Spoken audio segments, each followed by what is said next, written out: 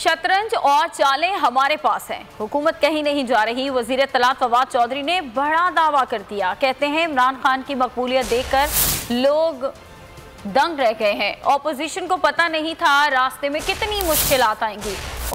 उम्मीद है इत्तेहादियों की तरफ से अच्छा फैसला आ जाएगा। वजीर इत्तलात ने यह कहा कि सियासत के चक्कर में मईशत को नुकसान पहुंचने का खतरा है। चाहते हैं कि कौमी असम्बली इजलास जल्द अज जल्द बुलाया जाए। हम्माद अजहर ये बोले कि अरकान से हिसाब मांगना कोई बुरी बात नहीं, कुछ ऐसे हैं जिनको गलती का एहसास हो गया है, उन्होंने राबता कर लिया। नाराज अरकान की वापसी के लिए हमारे दरवाजे खुले हैं।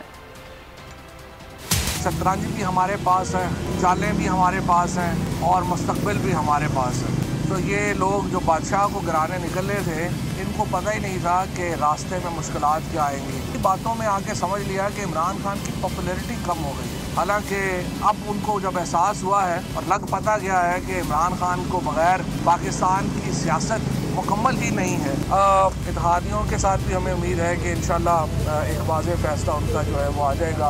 हुकूमत ना पहले कहीं जा रही थी, ना अब कहीं जा रही है और ना उसके बाद कहीं जाएगी। जो किसी न किसी भड़कावे के साथ, किसी न किसी प्रेशर के साथ या किसी लालच के साथ वो दूसरी तरफ गए थे, अब उनमें से कुछ ऐसे लोग हैं जिनको अपनी गलती का एहसास होना शुरू हो गया और वो अब हमसे दोबारा रब्ता कर रहे हैं और उनके लिए इंशाल्लाह ताला हमारे दरवाजे आज भी खुले। जब तक इमरान खान के खिलाफ वो वोट नहीं डाला अभी तक उन्होंने, इसलिए अभी उनके लिए ये दरवाजे जो है हमारे लिए खुले हैं और ऐसे कुछ लोग हमसे राब्ते में आ जाए। सब्सक्राइब करें और बेल दबाएं ताकि कोई खबर रह न जाए।